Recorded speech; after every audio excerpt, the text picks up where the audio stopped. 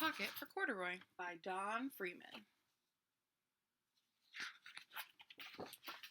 Late one summer afternoon, Lisa and her mother took their laundry to the laundromat. As always on such trips, Lisa carried along her toy bear, Corduroy.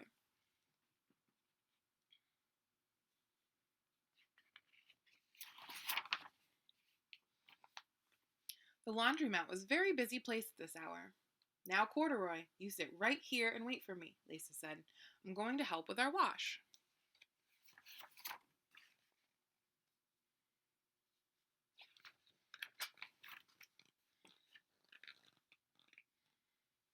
Corduroy waited patiently. Then he suddenly perked up his ears. Lisa's mother was saying, "Be sure to take everything out of your pockets, Lisa dear. You don't want your precious things to get all wet and soapy."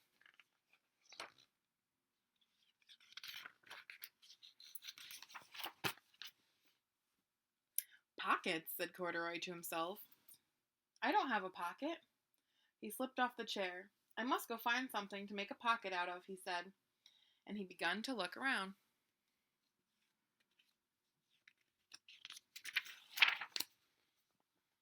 First, he came to a pile of fancy towels and washcloths, but nothing was the right size or color. Then he saw a huge stack of colorful clothes and a laundry bag. "There ought to be something in there to make a pocket out of," he said.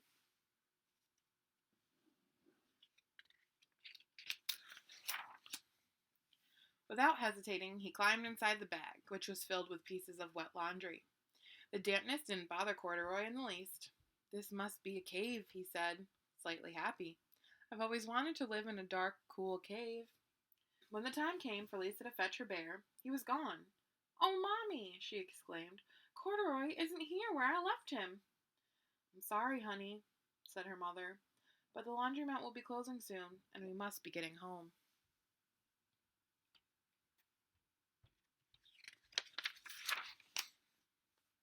Lisa was reluctant to leave without Corduroy, but her mother insisted. "You can come back tomorrow," she said.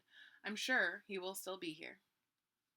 As they left, a young man wearing an artist's beret was taking the wet laundry out of his bag, the very bag Corduroy had discovered. Before he knew it, Corduroy was being tossed together with all the sheets, shirts, shorts, and slacks.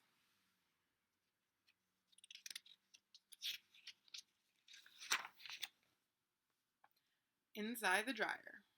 But just as the artist was shutting the glass door, Corduroy tumbled out onto the floor.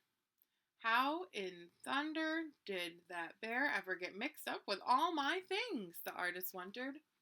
"Poor Corduroy was damp all over. The least I can do for him is give his overalls a good drying," said the man thoughtfully. He unbuttoned Corduroy's shoulder straps and put his overalls in the dryer.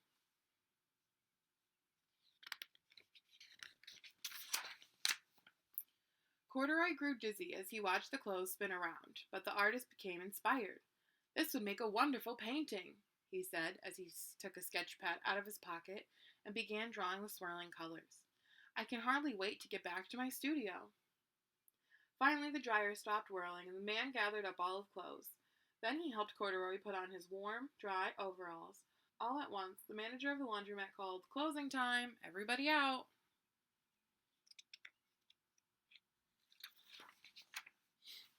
Corduroy was gently placed on top of the washing machine.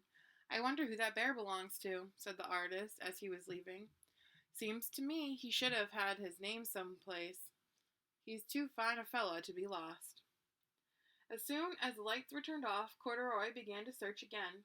He was surprised to see something white glowing in the dark. "Maybe it's snow," he said excitedly.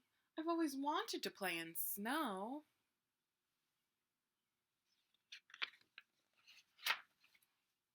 He accidentally tipped over the open-lidded box, and suddenly he was covered with soft, slippery soap flakes.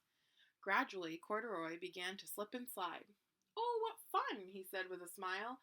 "I've always wanted to ski down a steep mountainside."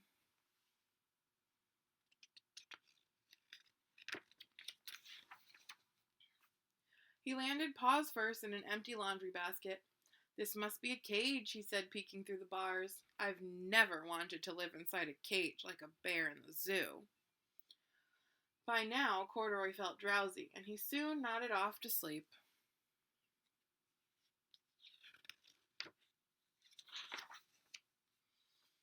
Next morning, when the manager came to open the door of the laundromat, there was Lisa waiting. "I left something here yesterday," she explained. "May I look around?" "Certainly," said the manager. "My customers are always leaving things." Lisa was searching under the chairs and in the back of the washing machines when she heard the manager call her. "Is this what you're looking for, Senorita?"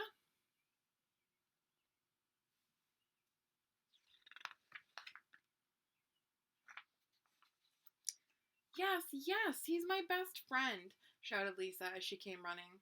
She reached in and picked up Corduroy out of the basket. "So, this is where you've been, you little rascal," she said. "It's time I took you home." Lisa thanked the manager and ran out of the door and down the street, holding Corduroy tightly in her arms.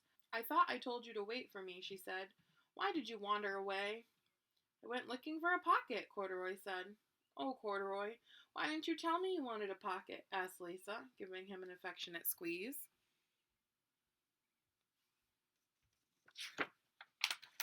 That very morning, Lisa sewed a pocket on Corduroy's overalls.